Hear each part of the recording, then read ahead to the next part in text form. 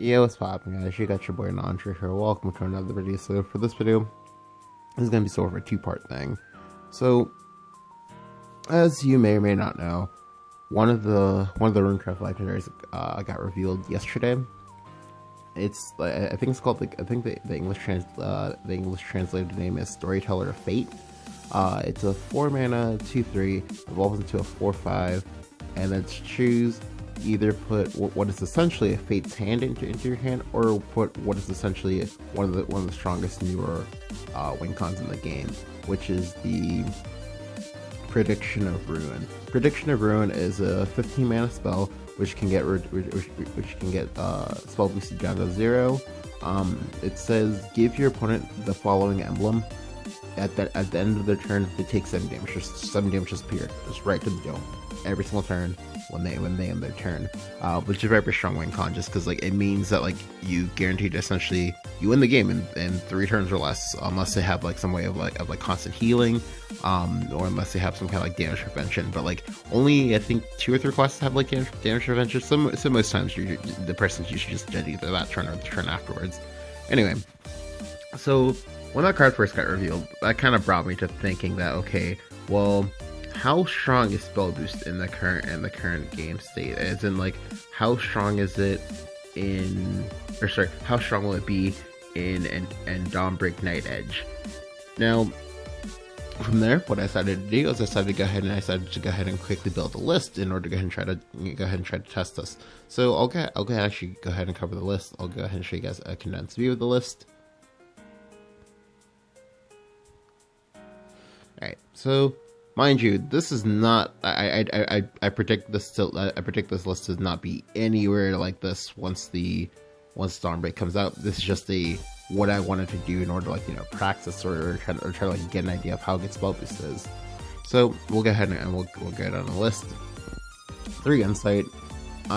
You always play 3 insight and spell boost sort of decks. Like the reason why I like it in particular is because like it makes your deck a 37 card deck. That's actually very, very important.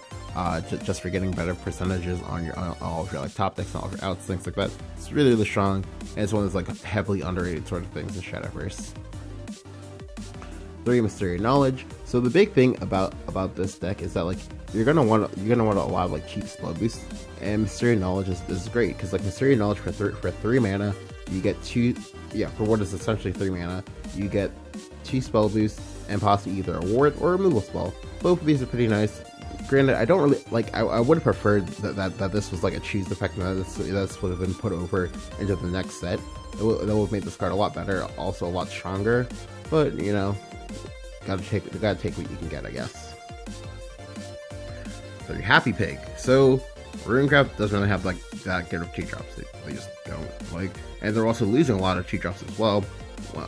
Once this set, well, they're losing a few 2-drops once Dawnbreak comes out. But I like Happy Pig just because like Rune also doesn't have healing at all. So if you fall behind, you have to rely on wards the entire game, or you have to rely on your opponent being too afraid to go face or anything like that in order to win, and that's kind of difficult for this deck. Because like how I foresee this deck to be is sort of a control sort of like combo deck or whatever, possibly mainly control though. But yeah, but Happy Pig just work out for that. 3 Magic Owl. So Magic Owl is a big one for me. Like Magic Owl is gonna be like the quintessential spell boost kind of guy for your deck. Now, one of the interesting things to me is that like the Storyteller Fate is actually kind of balanced around the fact that like it's really, really low stated, so you really do want to Evo to get the most out of it. However, Magic Owl also wants Evos. So it's going to be interesting to see how that works for them, just because like you kind of need both of them for the deck. But Magic Owl will kind of sucks if you don't have Storyteller, if you don't already have the Prediction of Rune in your hand. So it's going to be really interesting to see how that works. But I like it just because it does help you accelerate pretty quickly once you actually get what you want into your hand. 3 Conjure Golem. Conjure Golem is a big deal, at least for now anyway, because again, you don't really have 2-drops, and Conjure Golem is nice because Conjure Golem is a spell boost. It also has some slight synergy with Mystery Knowledge, just for giving you a random extra ward when you might need it, because again, wards save lives, friends. 3 Wind Blast. So Wind Blast is like the quintessential removal spell that's in the basic set. That will never rotate. That's actually a big deal. You can use this to kind of clear up, well, potentially any unit that could technically be killed. Most times, you'll usually just use this like spot removal in the early games. Just this way, you can go ahead and kind of like generate a board that's like kind of like, you know, manageable.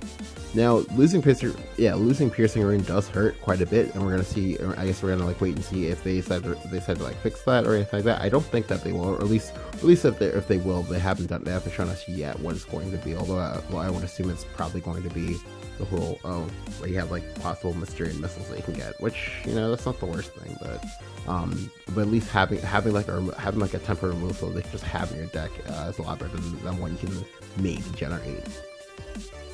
Your Golem Assault, again, as you can see, the core of the deck is actually really defensive, and just, you know, it aims to make a lot of words really quickly. Just because the words are also nice, because like in this case, if you use the Golem Assault, it's 4 mana for 2 spell boosts, and you get a 3/3 ward. Not, you know, it's not the worst deal. It's not the best deal either. Or you can use the enhanced version. The enhanced version becomes a little bit more of a bigger deal, especially when you get the Earth Rate, which we'll talk about shortly.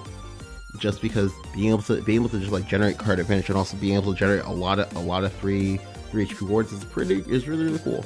Granted, it will take up your entire turn, and you will kind of lose initiative to do it in the first place.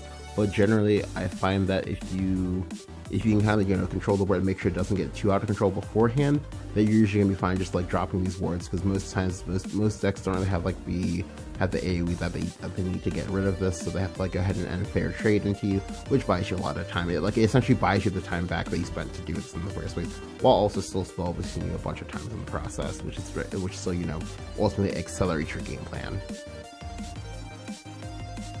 2 Chain of Calling. So for the Chain of Calling, this one is again, it's one of those things that like it's probably not going to be in the final version of the set. Like once you actually do like get all the cards or whatever for dawnbreak, and we can kind of like start messing around with those. I only put it in here, well, for the fact of the Giant Chimera, which we'll talk about, well, at the end, I guess, or now. I'll get to talk about it now.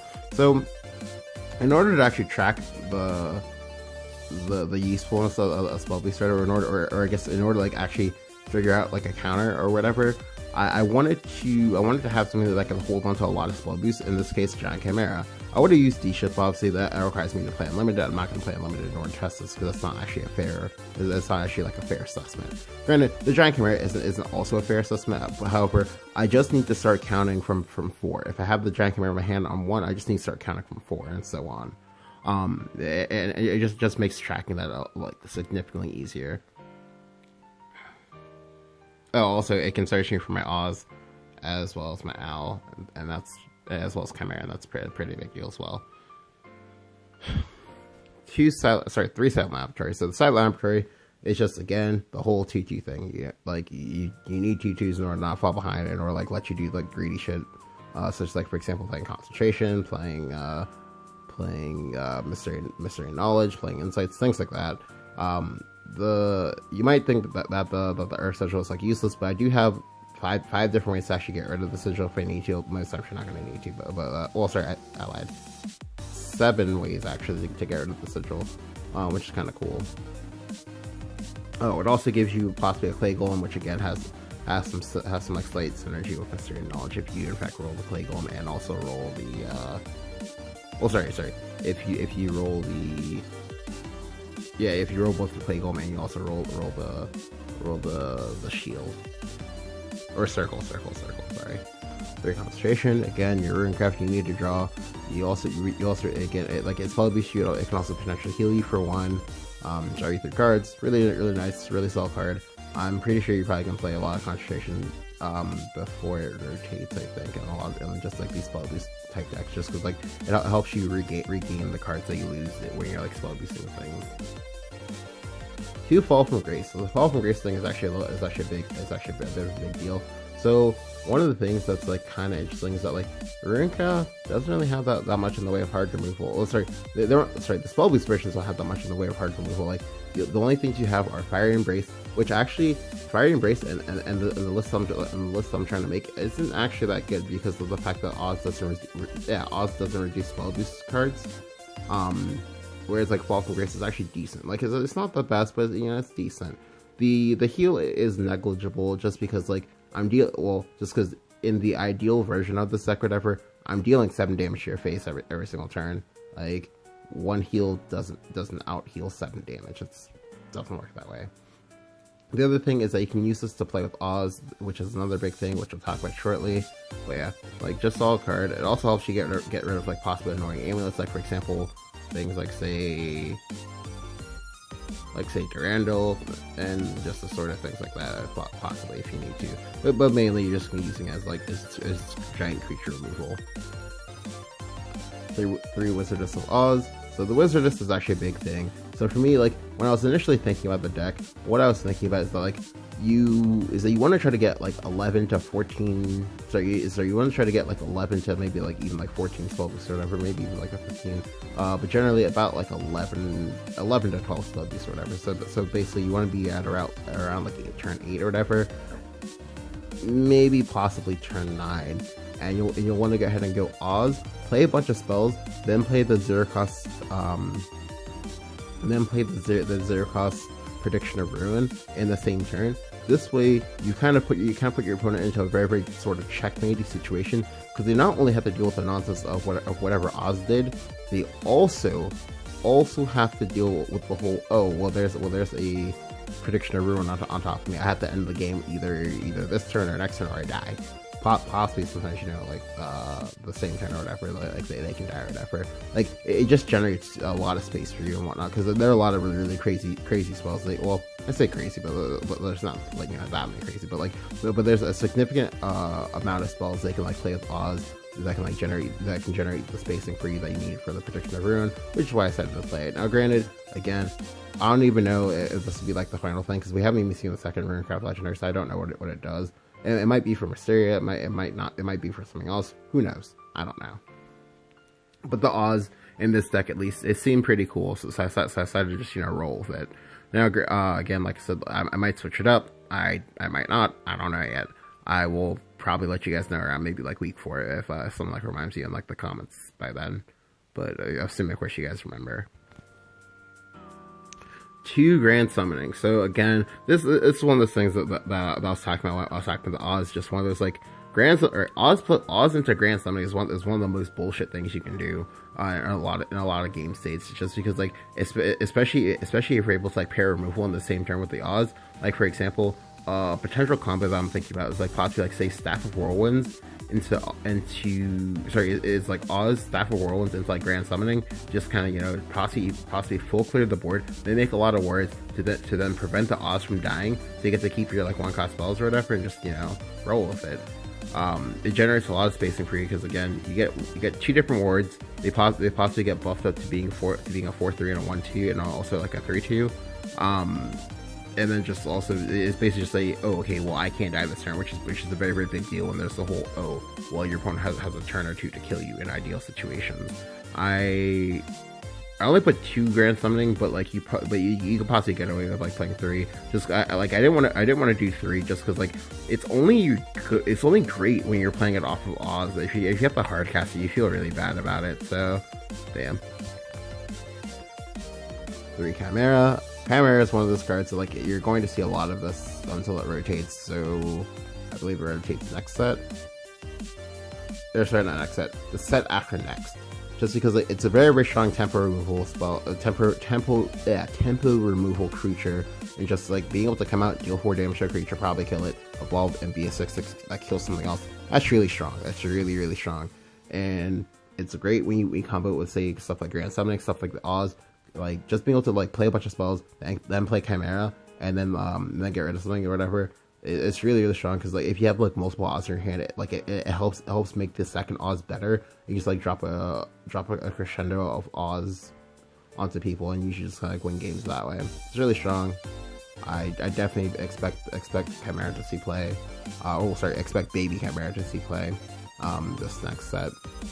And then lastly, like I said, the Giant Chimera. The Giant Chimera was like was going to be the high win for this deck, at least for the current set of cards that we have. Just because like there's nothing else quite similar to that rune card, with the exception of Giant Chimera, and that's some kind of like, okay, well, this is like a giant bomb that like at some point you just like drop on your opponent and you just like win. It's not like the Giant Chimera in this case. It's not as good because obviously if you go versus Haven, you're going to have a bad time just because at some point they're going to play Aegis, and then the Aegis just like, if I remember correctly, I think the Aegis like soaks up all of the damage, or it soaks up a significant portion basically. Because like you do have difficulties pushing some face damage, but that was the thing. Like this deck, like you really don't really care about the face damage. What you care about is the whole. Okay, well, I can play the protection of rune and then just like kill you, and like and I don't need to care what you're doing. I just need to care that you don't kill me beforehand, which is, you know, it's kind of slow, but I like it. Anyway. Yeah, but like, so this is the list. I do have exactly one gameplay video to share for you guys. Like, I had more, but like I actually like deleted over them when I was like patching my client. Yeah, so I'll go ahead and probably talk about that tomorrow. It's also gonna have a nice story attached to it as well. But yeah, so this is the deck. Go ahead and like let me know what you guys think about it down in the comments below. If you enjoyed the video, go and leave a like. Go and hit the subscribe button if you haven't. Thank you guys for watching, and I'll catch you guys next time.